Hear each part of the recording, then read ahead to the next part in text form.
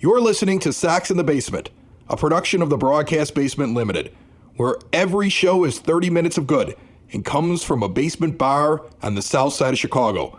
Pull up a stool, pour a cold one, and join us right now for Sox in the Basement.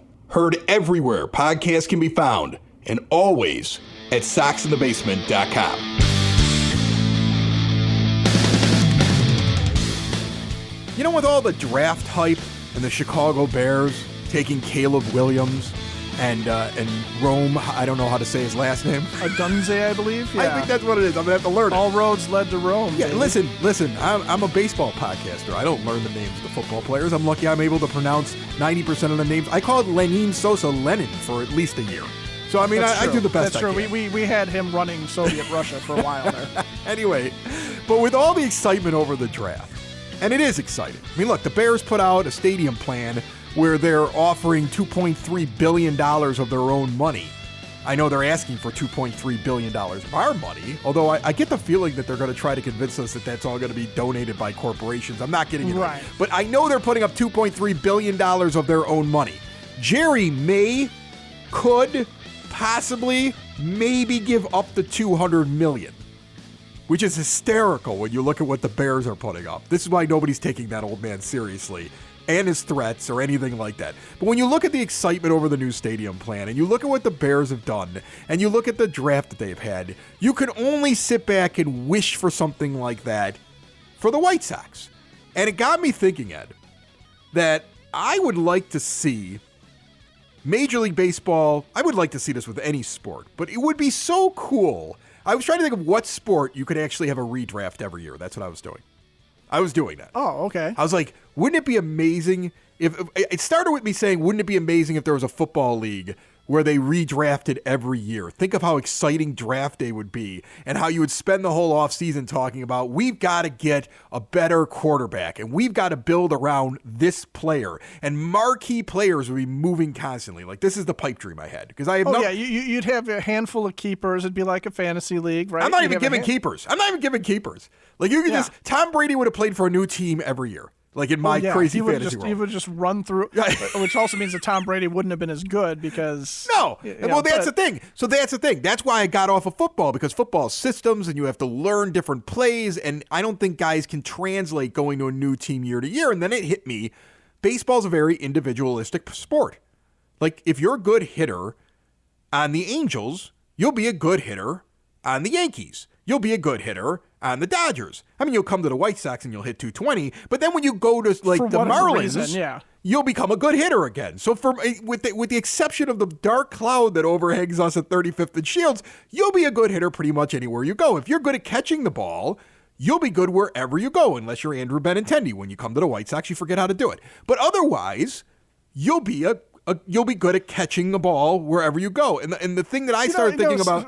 Real quick side note on that. Have we thought about the fact that Jerry might be cheaping out on the equipment? Like, maybe these are gloves he's getting played against sports and they're only using fungo bats? I don't know. That would explain why nobody can hit a home run. Because none of it makes any sense. Try and hit a homer with a fungo, you're not going to be able to do it, but you can hit a single with it. I have to admit that I didn't hear the original quote, but I've been told now by multiple people that I trust, who would not just make something up, and they all are telling the same story. That supposedly DJ was on the radio broadcast when Eloy was up after they blew the lead in their game on Thursday, and basically said, like, he's just up there waving the bat. He ain't even trying to hit anything. He's swinging, but he's not really trying to hit the ball. And all he has to do is just throw that pitch again, and he'll go, and he's sitting down again. Like, it was like one of those sequences where Derek Jackson was so tired of watching this crap, and Eloy not give any effort whatsoever, because, of course, the moment they give up a lead, they're deflated, because the fearless leader over there, who's the manager, isn't going to get anything out of these guys. And it was just like, that's where the broadcast was going on the radio, right? So, I mean, like, look, it's a comedy of errors, but think about this. I just want you to follow me on this. Just follow me on this for a second. You have the World Baseball Classic. You put all these guys together that have never played on the same team with each other, and look at the excitement of it and how they're all able to still play the game. You're first baseman on any team that you have. And it got me thinking, like, wouldn't it be incredible to redraft every year in Major League Baseball. My goodness. Like, what if, I mean, you already have Scott Boras and the owners and the union all basically running a big giant business, right? Like, it's not, these teams are not really individually owned anymore, it doesn't feel like, with all the revenue sharing. I'm sure there's a way where they could come up with something where basically all of the owners, depending on their value when they start it, they'll even out to make sure everybody ended up with the money they should have had over the course of like 10 years with revenue sharing.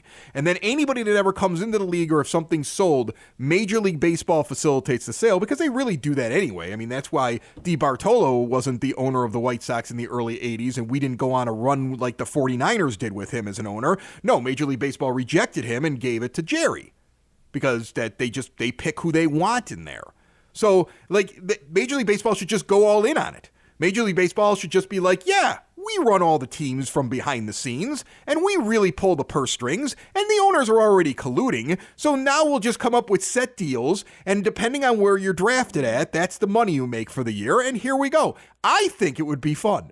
Like, I think it would be exciting. We wouldn't be that bad this year because Jerry wouldn't have to cheap out. And everybody would have a chance at the draft. Imagine watching the yearly Major League Baseball draft, and it lasts a week to get everybody drafted on the team, on the 40-man rosters. Think about that. Think about how much fun that would be. Oh, yeah. Like, right?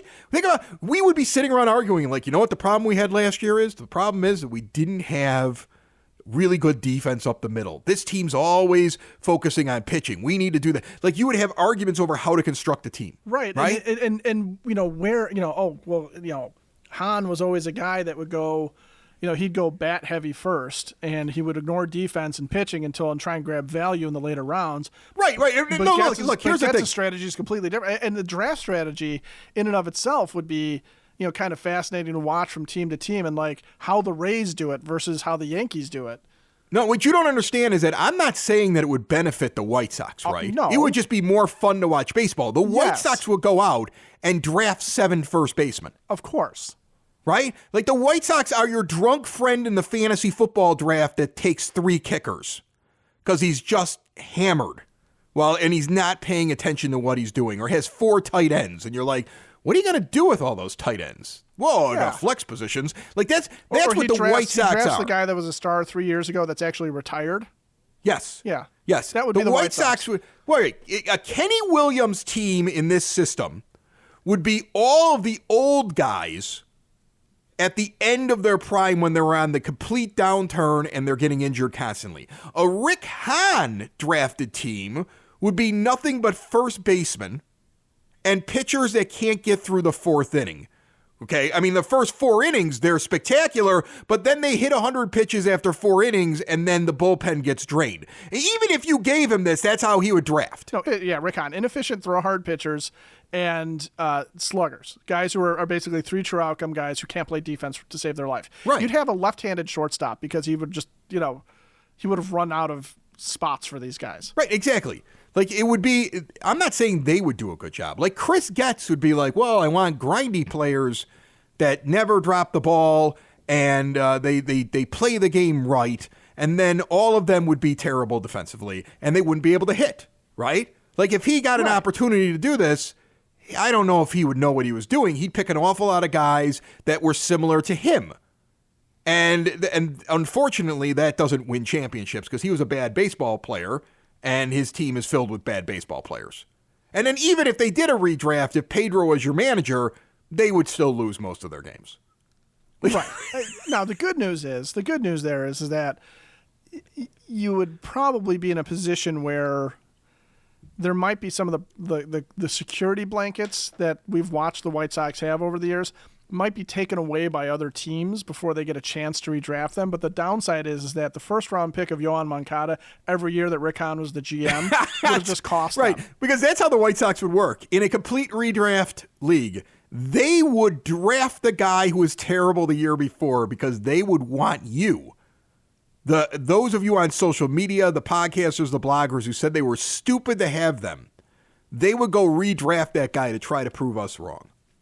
So, I mean, look, I'm not saying that it would fix the White Sox. I'm just saying it would make baseball more entertaining. Like, I would watch a free-for-all draft a complete redraft. Any major sport, if they did this, it would be amazing. Like, I mean, I guess, Premier League soccer and like the way things are over there, they're constantly changing teams, constantly. All these guys, there's right? All sorts of transfers and stuff. So it is almost like a big giant draft, right? But I see this, the NFL draft. I love drafts. Draft Day is strangely a good movie when it's really only about an NFL draft.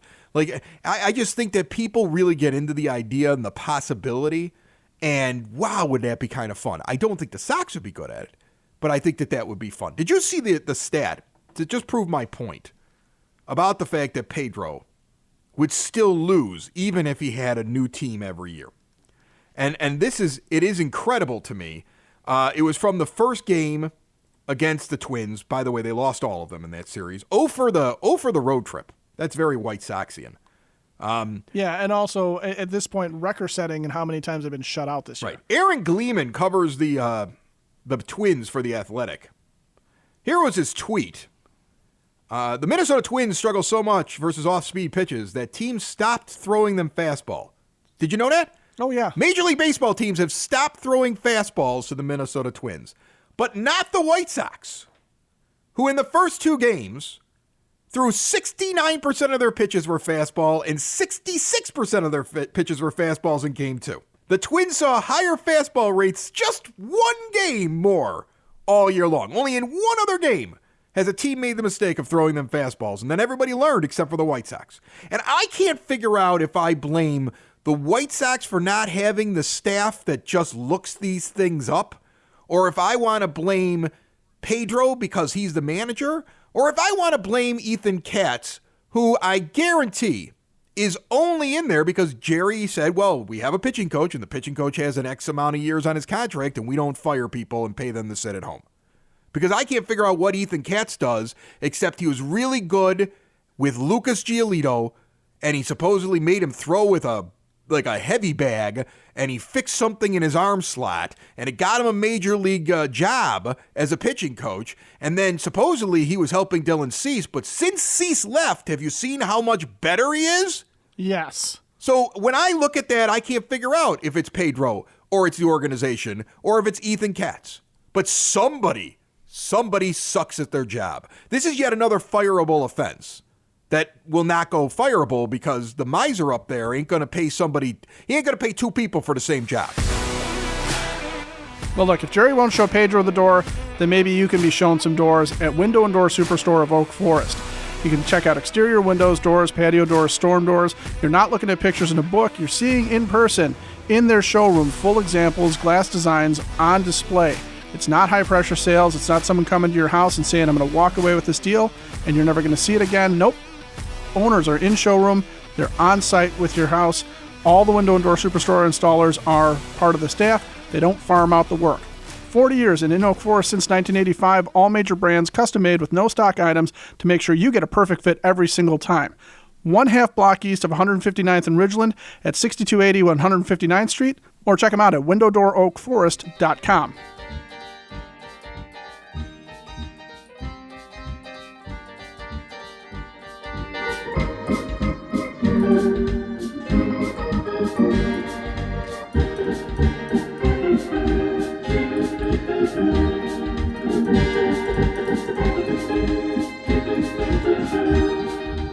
So, you brought up the point of who's to blame for not knowing that the Minnesota Twins have an aversion to anything off speed or breaking, and yet the White Sox throw them almost 70% fastballs, 69% fastballs, right, in the series.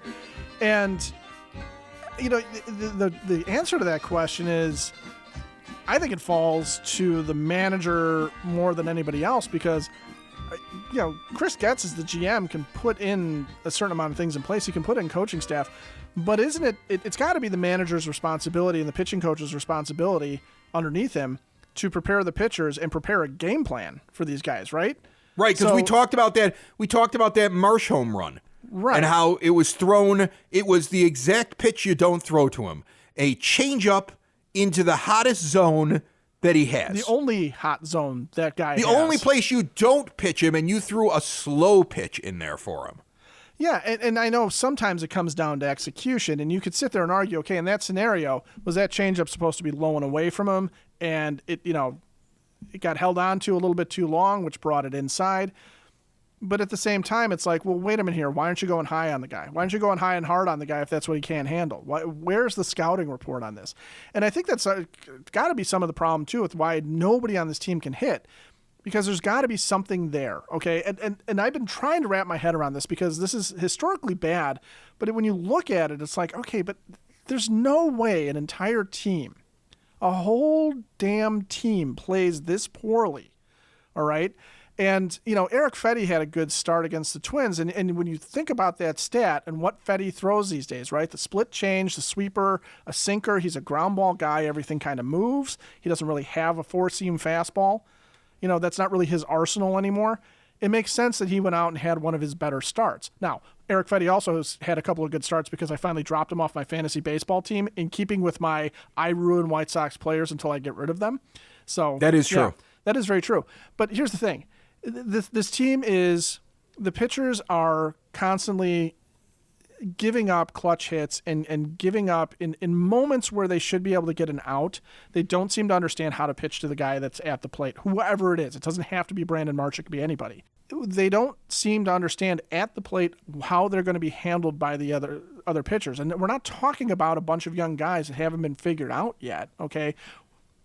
Paul DeYoung, everybody knows how to pitch to Paul DeYoung. People know how to pitch to Dominic Fletcher at this point. They've seen him, all right? There's tape on him. It doesn't matter what you do. Throw to Martin Maldonado, he can't hit it. And I laugh every time, there's a video from years ago when he tore the cover off a ball against the Pirates, and it was just like, that ball must have just been, had no laces on it to begin with or something, because there's no way Martin Maldonado did that. But it's one of those things where top to bottom, guys who have a major league track record of at least being somewhere close to replacement level don't seem to have any idea what's going on. They don't seem to have a scouting report on the pitcher and what the pitcher does well or what he's going to try and do. Okay, they're all guessing at the plate. The pitchers are all just kind of throwing fastballs or throwing whatever is told, the numbers that get put down. And it doesn't seem to matter who the batter is. It's just like, okay, Michael Kopech throws fastball, slider, fastball, slider, fastball, slider. And this is what got them in trouble against the Astros a few years back when they got bombed out of their one playoff appearance where everything was the same. And it was just like, okay, this is what our guys do. And I understand you could go into this is what our guys do best, play to their strengths, but also at some point on some level, there's got to be somebody in that organization who is, and I think this starts and stops with the manager more so than the GM, and I could be wrong about that, but there's got to be somebody on the coaching staff who is sitting there saying, this is the guy that's starting today. This is Chris Paddock, who's got an ERA of 8.56 and hasn't gotten anybody out. He threw a pitch to his mother, and she took him deep, okay? Chris Paddock is going to try and throw a fastball. He can't spot it right now, and then he's going to try and come back and get you to chase the changeup, which he also cannot spot. So be patient, take pitches, make it be in your zone. He's probably going to walk you. He's going to put a bunch of guys on, and at some point he'll serve up a meatball because that's what he's done all season long coming back from Tommy John. No, instead, Chris Paddock goes out and looks like he did a few years ago when he was a rising star for the San Diego Padres, and he didn't do anything different than what he was doing. The analysis, the breakdown on the MLB Network following that start was he looks the same. He looks like he's doing everything. Right. He isn't doing anything different. The Sox are just not prepared for him. The Sox just looked like they didn't know what was coming and what to expect from a two-pitch pitcher. Again, and that again is coaching. And I know we have a new hitting coach, but I'm mad at the hitting coach too. I know that there's bad talent on this team. I think that people get that conflated with the idea of, well, then the coaches couldn't do anything. No, I'm sorry.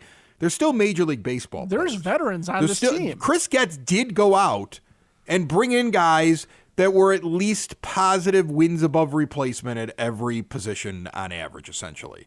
He did bring in a team that should hover around 500. The stats say that they should do it. You have to put some of this on the coaching. Were they ever going to make it to the playoffs? No.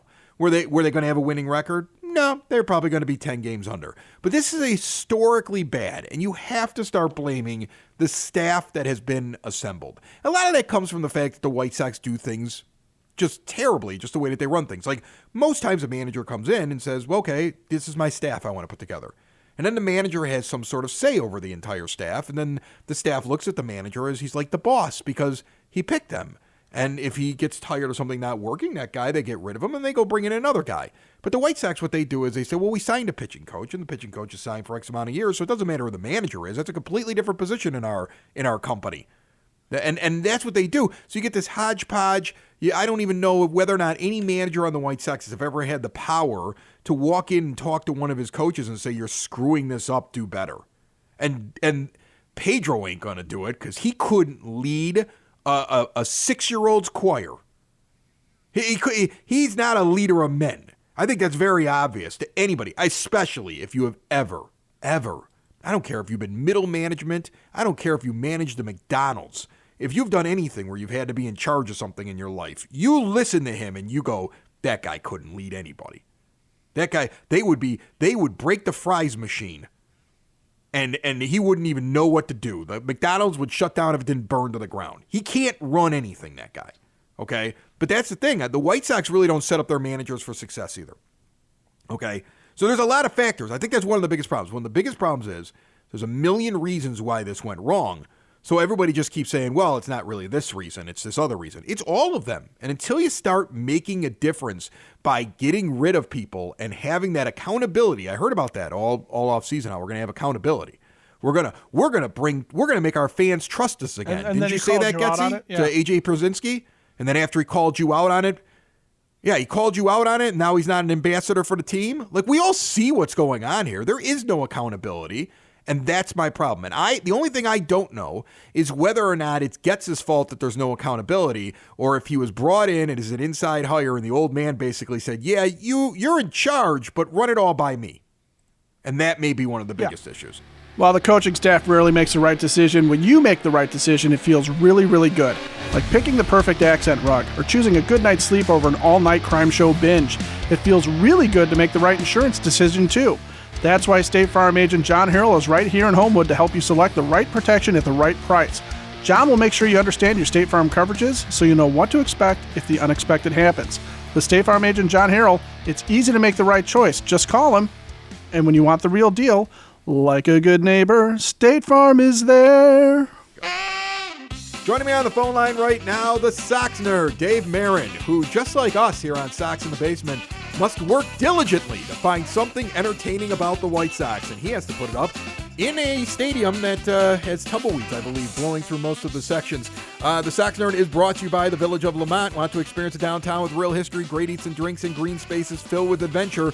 Visit the Village of Lamont. Shop, dine, drink, explore, and check out the Quarryman Challenge. On Saturday, May 11th in Lamont, it will kick off downtown, a 5K and 10-mile race across the bluffs south of downtown.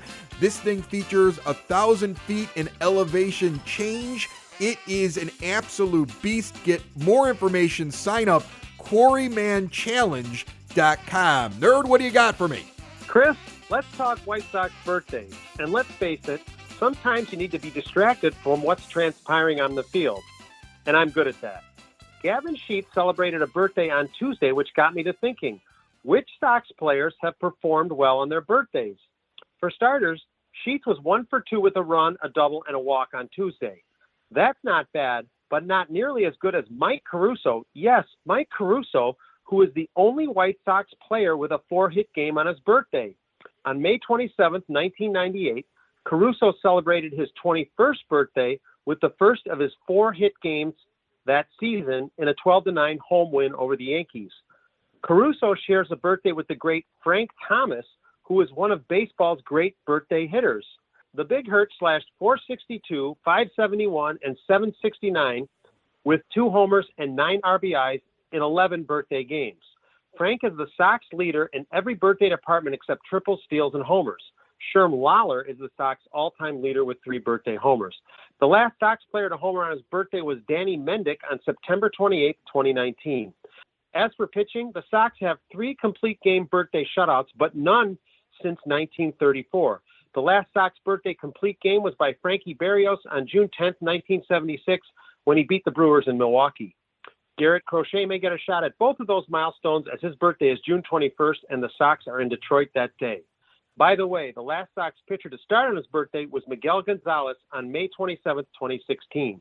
Who had the best birthday game for the Sox? How about should-be Hall of Famer Andrew Jones? On April 23rd, 2010, he capped the 39th multi-homer game of his career with a walk-off blast against Seattle. He is one of just 3 big leaguers with a game-ending dinger on his birthday and the only Sox player to do it. Of course, all birthdays aren't happy for the Sox. On Wednesday, the Twins' Willie Castro commemorated his 27th birthday with a 3-run homer in a 6-3 win over the Sox. Before I get to my zinger, I remind you pearls like these can be found on my blog, which can be accessed at soxinthebasement.com. And I'm also tweeting about Sox birthdays daily. My zinger. My birthday, which I share with my wife, is March 6th. So not a lot transpired in Sox history, including birthdays on that day. May 9th, the birthday of one Chris Lanuti, is a different story.